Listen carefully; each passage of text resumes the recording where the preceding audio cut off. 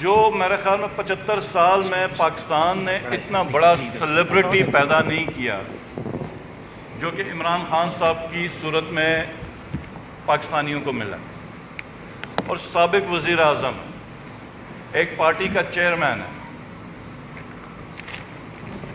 اس کے اوپر اٹیمپٹ ہوتی ہے مرڈر کی، گولیاں لگی، ویڈیو فوٹیجز ہیں، اور وہ اپنی ایف آئی آر درج نہیں کر سکتے۔ 6 ہائی کورٹ کے ججز لیٹر لکھتے ہیں کہ ان کو پریشرائز کیا جا رہا ہے اپنے مطلب کے کیسز لینے کے، تو فیصلے لینے کے، اور اس کے لیے ہر گری ہوئی حرکت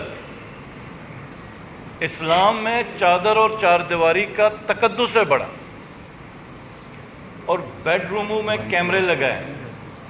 تو یہ پہلا ملک ہے کہ جہاں پر ایک سابق پرائم منسٹر اپنی اقدام قتل کے اپنے اوپر ہونے کی ایف آئی آر اپنی مدعیت میں درج نہیں کر سکتا، ججز الگ انصاف مانگ رہے ہیں، پولیس تھانے میں جا کے مار کے حشر ان کا کر دیا، پورے پولیس تھانے کو توڑ دیا، سی سی ٹی وی فوٹیجز اٹھائیں، اور پولیس ایف آئی آر نہیں کر سکتی۔ مطلب خان صاحب کے کیس میں تو پولیس نے اپنی مدعیت میں ایف آئی آر کر دی، ادھر تو اتنا نظام بے بس ہے کہ اپنی مدعیت میں بھی یہ ایف آئی آر نہیں کر سکے۔ تو اب ایسا جس وقت عالم ہو، حکومت ایک فارم 47 کے اوپر بنی ہو، تو آپ کس سے بات کریں؟ یہ تو پورا سسٹم مذاق ہے۔ میں عمر ایوب صاحب کو اور رؤوف حسن صاحب کو اکثر میں اب کہتا رہتا ہوں کہ ہمیں پارلیمنٹ میں کچھ کامیڈینز بھیجنے چاہیے، کیونکہ ان لوگوں کے ساتھ ہم تو آرگیو ہی نہیں کر سکتے، کوئی ڈائلاگ ہی نہیں ہو سکتا۔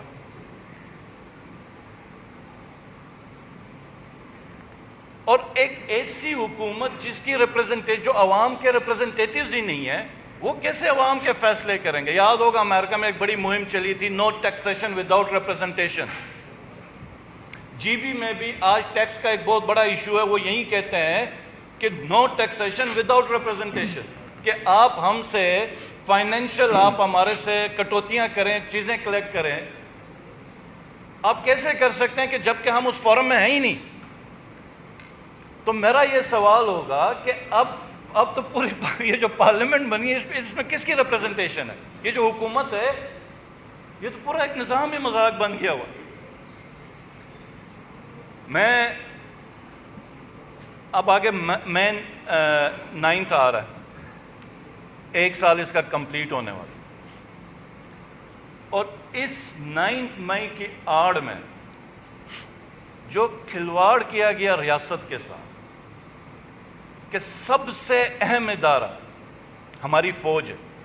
خان صاحب نے ہمیشہ یہ یاد رکھی، انڈیویجولز کے اوپر تنقید کی، لیکن فوج کے اوپر ہمیشہ کہا کہ یہ میری فوج ہے، اور ہر پاکستانی کو فخر۔ اس 9 مئی کو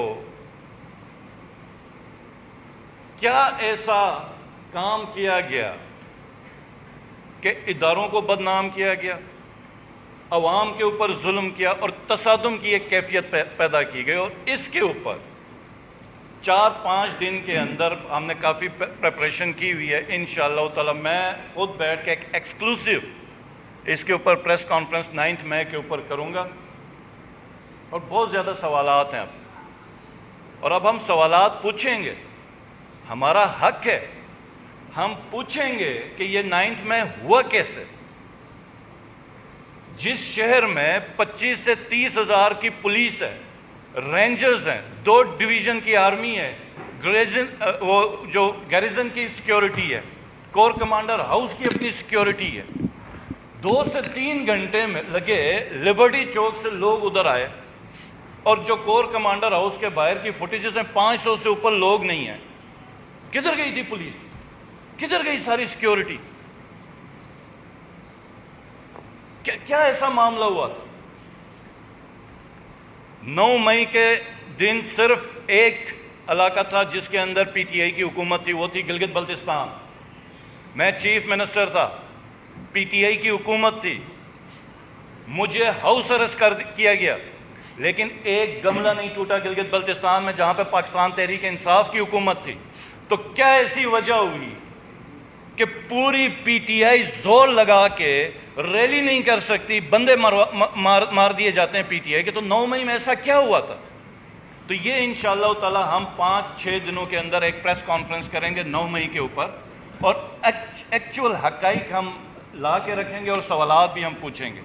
لیکن اس وقت جو ایک کنسرننگ چیز ہے، کیونکہ مذاق تو پورا کیا ہوا نظام کا، 4 اپلیکیشنز نیب کورٹ میں خان صاحب کی صحت کے حوالے سے میڈیکل چیک اپ کے لیے دی گئی ہیں. 4 اپلیکیشنز ہیں، اور آج ابھی خالد صاحب دوبارہ جا رہے تھے ایک اپلیکیشن دینے کے لیے نیب کورٹ میں. پرمیشن نہیں دی جا رہی چیک اپ کی. بی بی صاحبہ ان کی انڈوسکوپی ہونی ہے، اور وہ بھی ہم ریکویسٹ کر رہے ہیں کہ شوکت خانم سے کروائی جائے، ڈاکٹر عاصم صاحب سے. تو یہ جو ہمارا پیغام ہے یہ عوام کے لیے، کیونکہ اداروں کے اوپر تو ہمیں کوئی ٹرسٹ نہیں رہا کہ کیا ہو رہا ہے کیا نہیں ہو رہا. اور آج بھی ضمنی الیکشن میں وہیں پولیس گردی عروج پر ہے. ہمارے کسی کینڈیڈیٹ کو کیمپین نہیں کرنی دی جا رہی ہے، کوئی پبلک گیدرنگ نہیں ہونے دی جا رہی. تو یہ انشاءاللہ تعالی یہ اگلا جو ہمارا 3-4-5 دن کے اندر جو پریس کانفرنس ہوگی اس کے اوپر ہم یہ سارا کھول کے